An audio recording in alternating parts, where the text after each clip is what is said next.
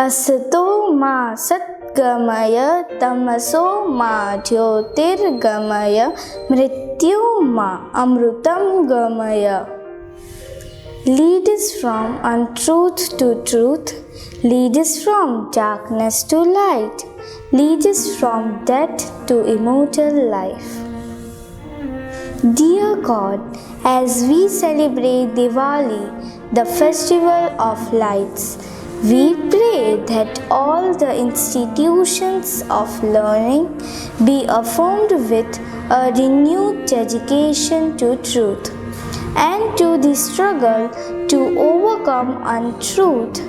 May this celebration bring in the promises of hope, peace, and prosperity for the whole humanity. We pray that the lights of hope enrich us to become who we are meant to be and help us overcome all darkness which overshadows our lives.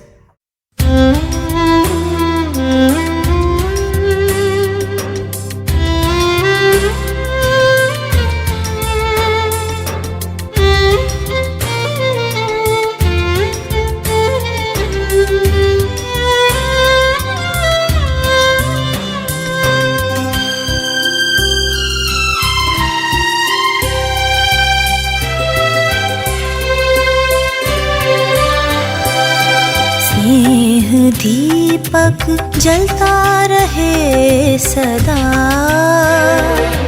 दिल में हमारे, हे प्रभु। स्नेह दीपक जलता रहे सदा दिल में हमारे, हे प्रभु।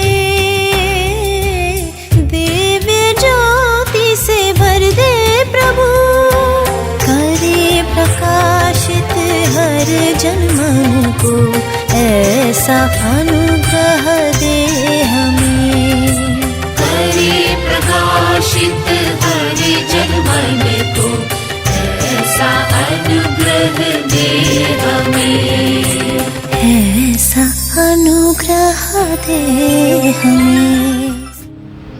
Diwali is at our door. It's one of the widely celebrated festivals of lights. One of the legends behind this colorful festival is from the epic Ramayana. Ram killed the demon king Ravana and rescued Sita Devi from captivity in Lanka. So the celebration marks the return of the Lord Ram to Ayodhya after 14 years of exile.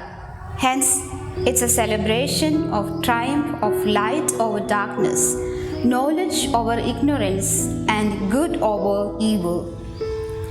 As we celebrate Diwali on a personal level, can we claim victory over the demon that resides within us?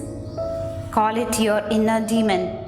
It takes different forms like fear, resistance, procrastination, doubt, lack of confidence, ego, selfishness, etc. And it's the only one thing that stands between you and the person you are meant to become.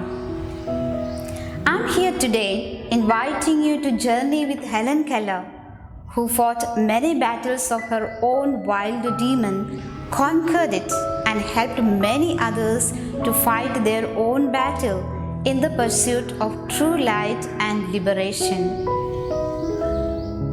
Born in 1880 with full sight and hearing, Helen Adams Keller grew up in a small town in northwest Alabama.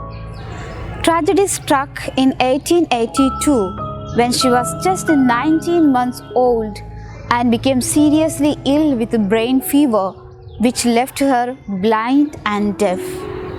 She suffered a great deal of misery and frustration in trying to communicate with others till the age of 6. She used anger to vent out her frustration. As Helen grew from infancy into childhood, she became very stubborn and had her own way of getting what she wanted. Her life changed on March 3, 1887. On that day, Anne Sullivan came to her life as her teacher.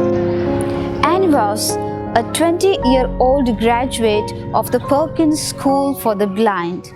Like Helen, she too suffered from serious vision problems until the sight was partially restored.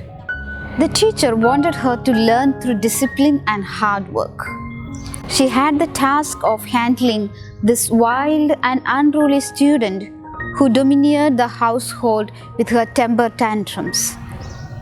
Anne never stopped herself from helping Helen to take on her own battle against ignorance, impatience, anger, impulsiveness, etc. Anne believed that the key to reaching Helen was to teach her obedience and love. She saw the need to discipline but not crush. There were times Anne Sullivan had to stand alone against the entire Keller family while trying to discipline and teach Helen. Helen quickly learned to form the letters correctly and in the correct order, but did not know she was spelling a word or even that the words existed. One day, Anne took Helen to the water pump outside and put Helen's hand under the spout. As the cool water gushed over one hand, she spelled into the other hand the word water. First slowly, then rapidly. Suddenly, the signals had meaning in Helen's mind. She knew that water meant the wonderful cool substance flowing over her hand.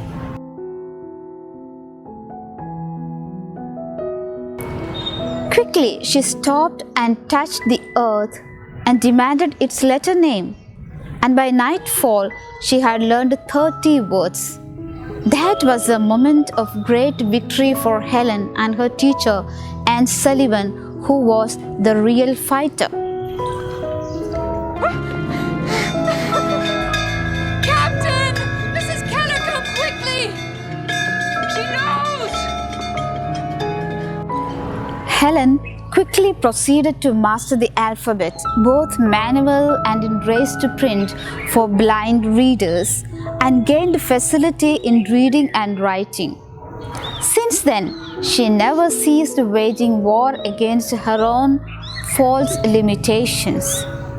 She became the first blind and deaf person to earn a college degree. She wrote 12 books and visited 35 countries on 5 continents.